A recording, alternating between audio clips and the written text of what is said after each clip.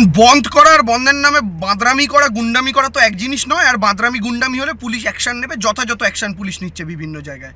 আর সাধারণ মানুষ স্বতঃস্ফূর্তভাবে বন্ধে পার্টিসিপেট করলে সেটা আলাদা বিষয়, কিন্তু সাধারণ মানুষের আমি ঝান্ডা নিয়ে গিয়ে, লাল কাপড় নিয়ে গিয়ে সাধারণ মানুষের দোকানের শাটার টেনে টেনে নামিয়ে দেবো, এটাকে গুন্ডামি বলে। রাস্তায় বসে পড়ে রাস্তা আটকাবো, এটাকে গুন্ডামি বলে। এটাকে মানুষের স্বতঃস্ফূর্ত অংশগ্রহণ বলে না।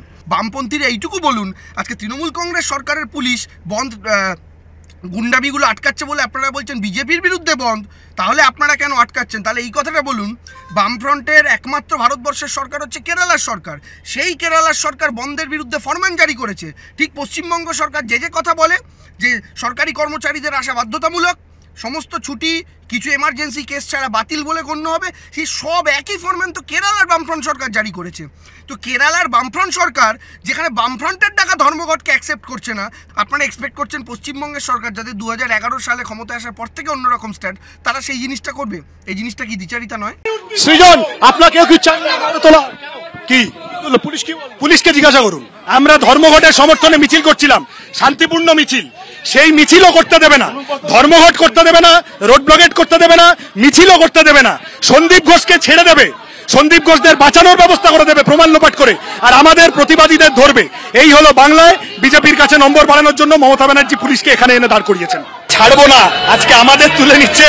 এখন অনেকক্ষণ এই ধর্মঘটও চলবে, রাস্তায় পুলিশ ব্যতিব্যস্ত হয়ে যাবে, তার কাটিয়ে দেবো আজকে পুলিশের, এমন আমরা দৌড় করাবো। সুতরাং যেটা একেবারে অভিযোগ তোলা হচ্ছে বামেদের পক্ষ থেকে, বিজেপি এবং তৃণমূল কংগ্রেস একসঙ্গে কিন্তু এই বন্ধকে সফল না করতে যাওয়ার জন্য চেষ্টা চালিয়ে যাচ্ছে, তেমনটাই কিন্তু তার বক্তব্য।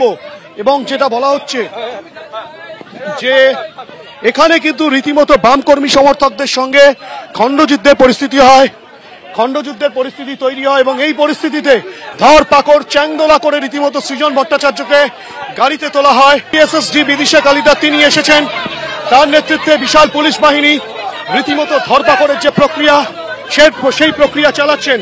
উত্তেজনা যখন বাড়তে থাকে, প্রথম দফায় উত্তেজনা, পুলিশের সঙ্গে মারামারি, ধস্তাধস্তি, পরবর্তী ক্ষেত্রে আবারও দ্বিতীয় দফায় যখন মিছিল শুরু হয়, তখন কিন্তু রীতিমতো ধরপাকড়ের প্রক্রিয়া চলে।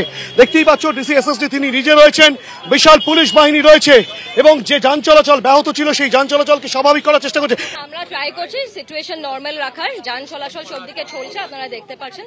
পুলিশের সঙ্গে ধস্তাধস্তির ইয়েটা শুরু হলো কেন? না, এখন সব পরিস্থিতি ঠিক আছে, আমরা নরমাল ট্রান্সপোর্ট সব ঠিক রাখার চেষ্টা করছি। সুতরাং বুঝতেই পারছো যে ডিসি এসএসডি বিদিশা কালিদা তিনি যেটা স্পষ্টত বললেন যে পরিস্থিতিকে স্বাভাবিক করার তারা চেষ্টা করছেন। এবং ইতিমধ্যেই যে চিত্র দেখাবো, যে গাঙ্গুলি বাগানের কাছে যে রাস্তা অবরোধ হয়ে গিয়েছিল, সেই রাস্তার যান চলাচল কিন্তু উজ্জ্বল ঘোষকে বলবো দেখাতে, এবং সেই ট্রাফিক মুভমেন্ট কিন্তু আবার স্বাভাবিক পরিস্থিতিতে এসেছে। যদিও সৃজন ভট্টাচার্য তিনি কিন্তু স্পষ্টত জানিয়েছেন তাদেরকে রীতিমতো চ্যাংদোলা করে তোলা হয়েছে, যে বাসের মধ্যে পুলিশের বাস, সেই বাসে তোলা হয়েছে। এবং এখনো পর্যন্ত তুমি দেখতে পাচ্ছ গাঙ্গুলি বাগানের মোড়ে সেখানে কিন্তু বিশাল সংখ্যক পুলিশ রয়েছে, ডেপুটি কমিশনার পদমর্যাদার আধিকারিকের নেতৃত্বে। এবং সেক্ষেত্রে কিন্তু রীতিমতো যেটা বলা হচ্ছে যে পুলিশ কিন্তু গোটা বিষয়ের উপরে নজর রাখছে, আর যাতে নতুন করে উত্তেজনা না হয় সেই বিষয়ে কিন্তু তারা নজর রাখছেন।